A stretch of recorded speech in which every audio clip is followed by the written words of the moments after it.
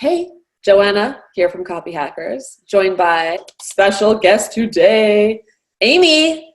Amy, you're going to talk to us about how to raise our rates. Everybody knows to, but no one knows how.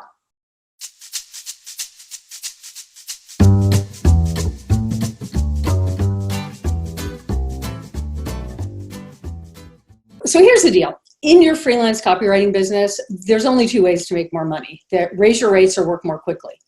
And as your career develops, you'll inevitably get faster, and that will and should benefit you. So if what took you 40 hours over 4 weeks to complete last year takes you 20 hours this year, you've effectively doubled your rate. Mm-hmm. And if you charge more for that work a year later and you're faster, well, voila, you've raised your rates even more.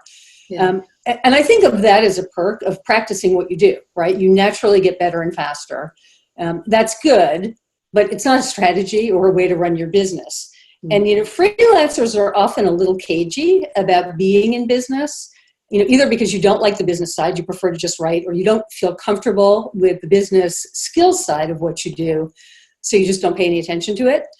It's an afterthought, and you figure, well, I'll get to this eventually. I'll figure it out, or it'll sort itself out, or whatever. But if you're going to own a business, you got to be strategic. You owe it to yourself. You're only hurting yourself if you're not.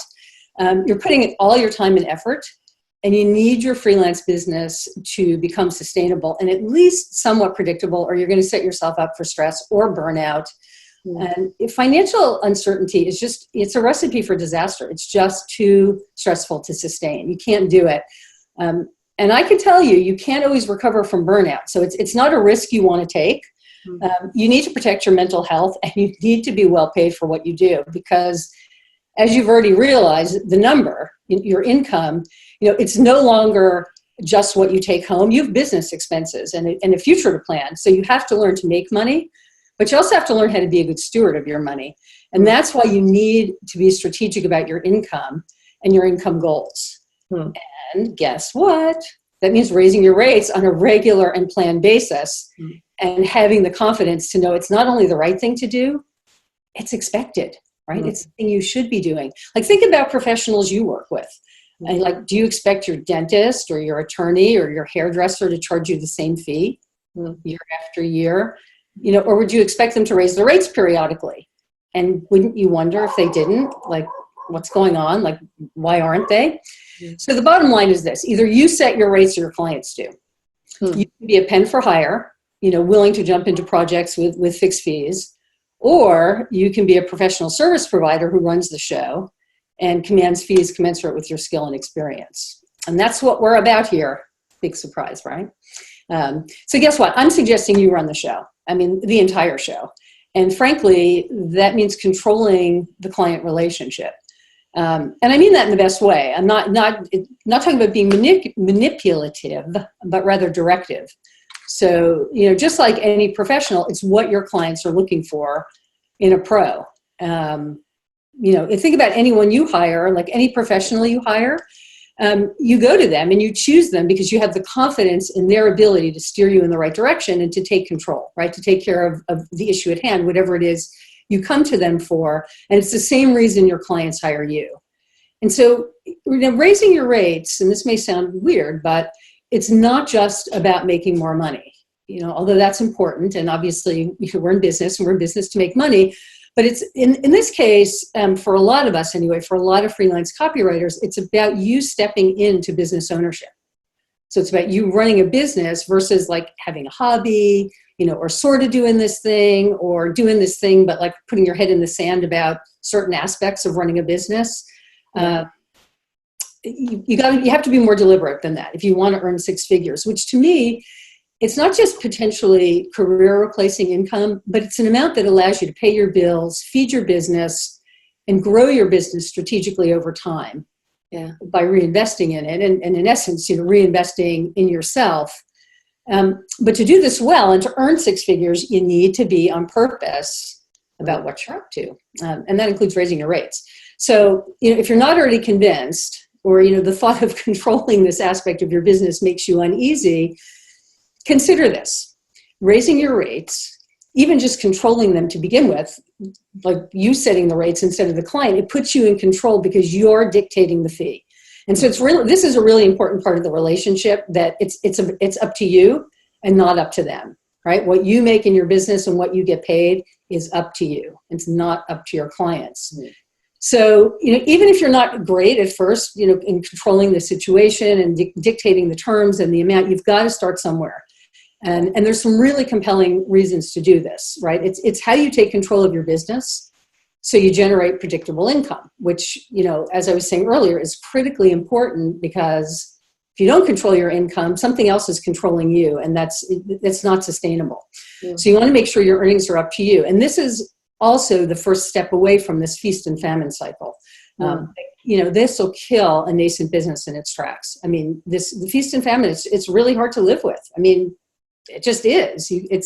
It's what we want to avoid for you, because this uncertainty, it's difficult to live in, and it's not sustainable. Humans don't do well with being out of control. So you want to feel in control and have money to invest in your business.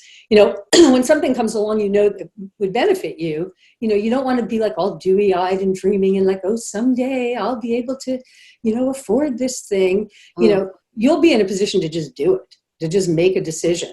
Like something came along for me last week. It was absolutely not my plan. But it happened to fit in perfectly with my plans for the next 90 days. And it was $2,000. Mm-hmm. And I'll tell you, there are years where that would have required some thinking, maybe even some discussion with somebody else. And in this case, I just decided, like almost last minute, it's like, you know what, I think this will be good. And as much as it felt great to be able to just get the support I needed, it feels really good not to have money be your deciding factor, right? I wasn't deciding based on whether, I had the money in my bank account. It was like, is this right for me? And, it does let you get away from this having to check with your spouse about financial decisions that have to do with your business. And when you do that, it's like when you have to do that, you really feel disempowered. It's just not empowering as a business owner to like be, thinking all day, like, how am I going to present this? How will I get buy-in? You just, when you have more cash flow, these are just business decisions, right? They become less important, less fraught, less weighted. And so it's a really good reason to make more money. It also, controlling the situation brings you more confidence. It just makes you stand up taller in your, in your business boots, which is a critical piece of charging what you're worth, right? You can't overlook opportunities to increase your confidence, because these little stress tests that we go through all the time with clients, it's what builds your confidence.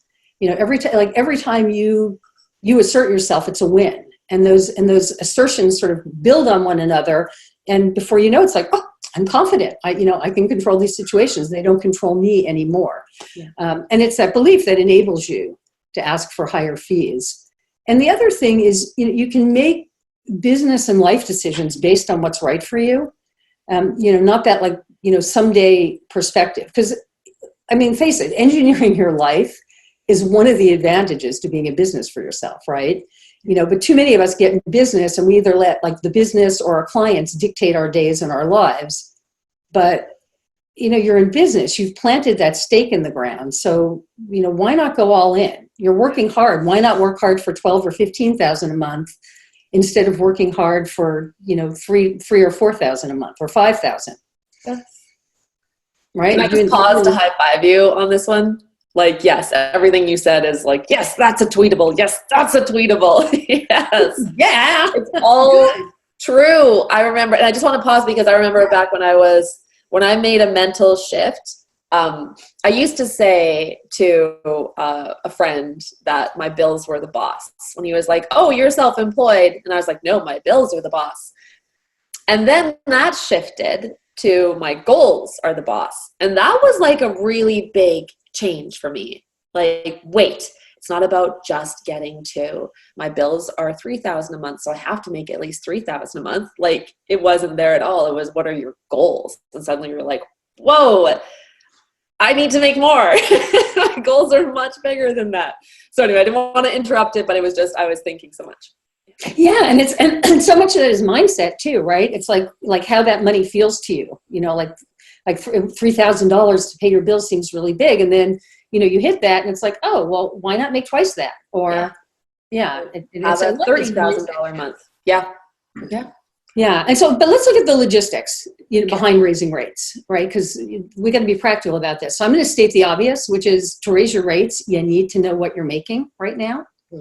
Right. And that sounds obvious, but I can't tell you how many people like that we coach in the 10X freelancer who have no clue how much they make each hour. Yeah. I mean, they don't. No, even in the mastermind, people think 10X freelancer, oh, well, in the mastermind, they must have had it all together. No, you had to report your rates, like how much you earned at the end of each month. And some people were like, I had no idea that's what I earned. Yeah. Yeah. And it's, so it's not even how much you make, right? So like when you first created your prices and you're like thinking how much you're making, or you like have that, oh, there's $3,000 to pay the bills. There's all these other things that are happening in a project. And so what I mean is like, how long is each damn project taking you? Like every piece of it down to the minutes and hours, right? Because this is where the slippage occurs. This is where it's really, really easy to lose money. And it's not only hard to sort this out, but it's really critical because your income is on the line. And you have to know how long things take you. So you do it by timing your projects down to every last minute you spend. You have to do this periodically. You can use a digital timer, use Pomodoro or a pad and paper. But what you do is you literally clock in and out for every minute you spend on the project. And ideally, you document each part of the project so you know where you've spent time, but at least like the big picture overall so you can calculate an hourly rate. Because once you know your rate, you can control and adjust it. If you don't know, well, it's a crapshoot. So, I mean, how long does it take you to do the research? How long does it take you to write? What else is part of your process and how long does it take you? And you'll be shocked. When you start tracking this, you're going to be shocked how much longer things take and how not aware you are of the time you're spending. But once you know what you make, you can monitor your income. You can make sure you're scoping correctly, and then you can use that as a jumping off point for a base rate. So you can see if you consistently perform at that rate. Now listen, this is an internal rate only. When I say base rate or hourly rate, never bill by the hour. You never want clients to know what your internal rates are. Your client gets the project price. That's that. But internally, if you're charging $10,000, is it taking you 100 hours? Is it taking you 10 hours? Is it taking you 20? You need to know so you know what you're making per hour. And this is a really critical metric to nail down in your business, because once that's the only way that you can reliably predict what you're making is to know what you're making. I know it sounds weird, but a lot of people just don't know. Yeah. So say for example, you want to make $150 an hour. And it takes you 20 hours to complete this certain kind of project. You now know $3,000 is the lowest price you can charge, right? That's it, period. That's your base price. Yeah. And I hate to say this, but a big part of getting what you want is asking for it. So knowing this formula and knowing what you're asking for relative to what you do, it's a more comfortable position to be in. But when you're scoping, you want to make sure that you factor in all the time that you're spending on a project, because eventually you can get paid for writing proposals and all that extra time that you spend, whether it's in meetings or like the extra interview or two that pop up. I always pad my scopes by a few hours, but it allows me to, and it usually, I always use that time, but it allows me to feel really good about that extra mile time, like offering to do this or that, because I'm being paid for it. Yeah. And the client feels really great because they're getting killer service. So it's a really good way to go. And one more little thing about that, and then I want to talk about some specific things you can do to make more money right now. But I never send a scope that hasn't sat overnight. Well, I have done, and I've regretted it. So whenever you scope, if you can let it sit, inevitably the thing feels worth more the next day. It just does. I've never woken up and looked at something and thought, oh, I should make that less. And I almost always looks like it should be more. And it's important because you can add thousands of dollars to something that you would have missed out if you had sent the scope the day before, when you were more emotional or more really wanting the project and more into it. And so if you're looking for like a number here too, in the 10X Freelancer, we suggest, and boldly suggest, I might add, that you raise your rates at least enough to increase your income $1,000 a month for 6 months, and then at least $500 a month for the next 6. Unless like you get in the groove at that 1,000 and want to keep going up 1,000, that's even better. But if you're looking at for a benchmark of how much, even after you figured out all your hourlies and so on, that's what we suggest. So, and I think, once you have your project dialed in, you have everything dialed in, you know what you're earning and what you want to earn. And now you have the numbers in alignment, right? You've got your client projects dialed in, you know what it takes you, you're making, or at least you're bidding for a number that's fair to you and robust. Now you can start thinking about branching out. You've got that thing nailed, it's dialed in. The next thing to think about is multiple streams of income, because it's a really smart way to position your business, right? It puts you in control. Because, some people say, well, I don't really want to do anything other than client work. And that's cool. Client work is great. And if you're loving it, that's brilliant. But you just never know what's going to happen, right? How you're going to feel about your business, what's going to change, like in your life. And health issues, if like your family has health issues, you want to take care of your mom or something. Yeah. Yeah. I mean, so many things. And you just want to have the flexibility and the choice. You just don't want to put yourself in a position where you're backed up against the wall. So how do you diversify your copywriting income? And this is the fun part, because as a copywriter, you're like perfectly positioned to diversify, right? We have the skill that moves business and that makes launches successful, that sells widgets, it gets subscriptions, we get continuity. I mean, we have the skill that moves the money needle. So like, why not use the skill for yourself? I mean, it's sort of that simple. You could create your own products. I mean, when you think about getting anything out there in the world, copy is usually the biggest obstacle and biggest expense, right, to getting things out into the world. But you've got that handled. So you've got that internally. So what other kinds of things can you diversify into? Let's just run through that pretty quickly here. So productized services. This allows you to set a price for a specific service that a client can purchase directly from your site. So you've got no negotiating, no scoping, no back and forthing. They see what you offer and they buy it. It's turnkey, it's simple, it's predictable. It's like if you want to make $10,000 and you offer a $2,000 service, you need to sell 5 of them, right? That's your goal. It's predictable. You can get there with your list, you can get there with paid traffic, but if you're in a hurry to bring in some extra cash, you've got this predictable system. You know how much time it'll take you. It's a service with fixed parameters. It has a structure. There aren't all these variables to deal with. So once you get that flow going, you have a simple, straightforward secondary income where you're not worrying about scope creep, or my newest term, scope twist, or confusion. It's all spelled out for you, and you don't have to reinvent the wheel every time. Affiliate revenue. The more work you do with clients, and the more you're around the copy and marketing spaces, building your authority, the more people are listening to you and taking your advice, even asking for your advice. So there's really no reason not to recommend products and services that you trust and believe in that will benefit them and earn you ongoing income. It's not always a lot of money, but it can add up over time and surprise you. Years ago, I had a passive referral income in 5 figures every month, and it was all added up. There was all these like little bits that added up, and I got this thing like a box report this deep about what where I got how this $20,000 added up from $2 here and $4 there, and it's like, oh, and what's fun about that? If $4 drops out, who gives a rip? It's easy to replace. So you're not dependent on one person, one client, one project. You've got revenue sources from lots of places.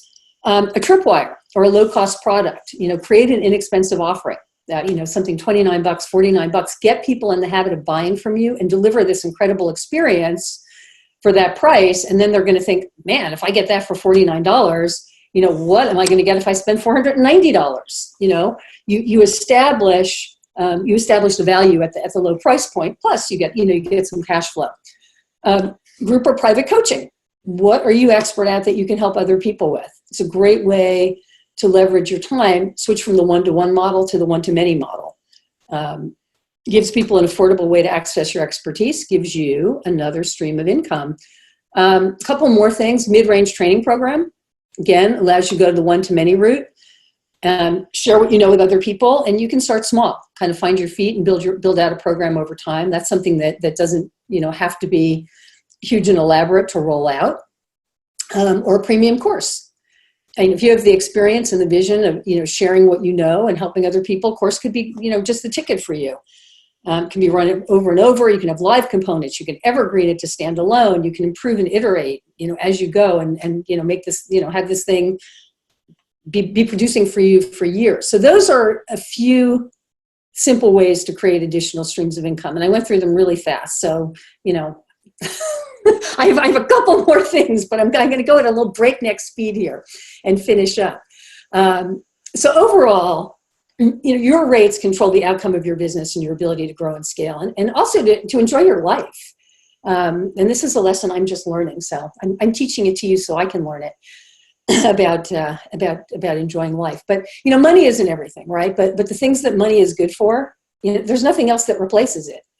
And so if you have any negative connotations about money, or you don't feel friendly toward it, and I know, a lot of us do, money it's a really complex and deep subject. And, some people are nervous or talking about it. They're uncomfortable with it.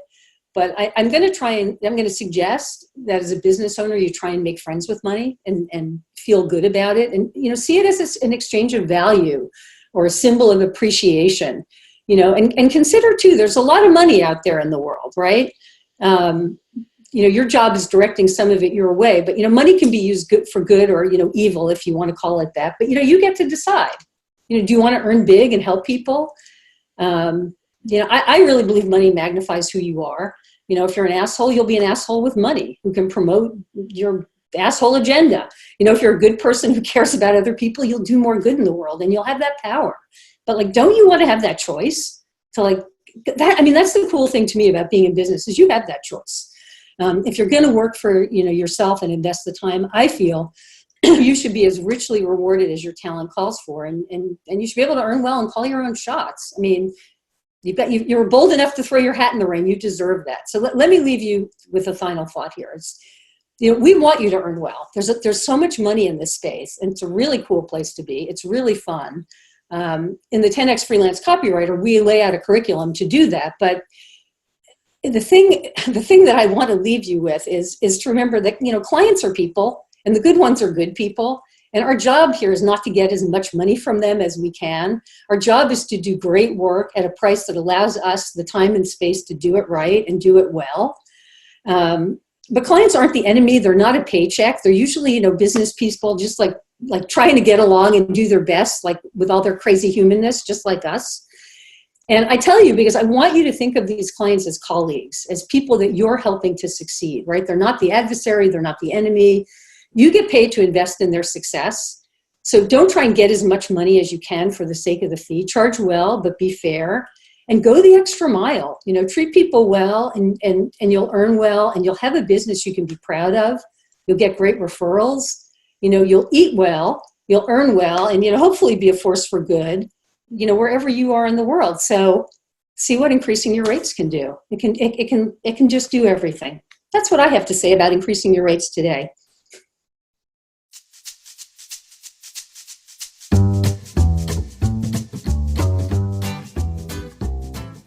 It's the 90s.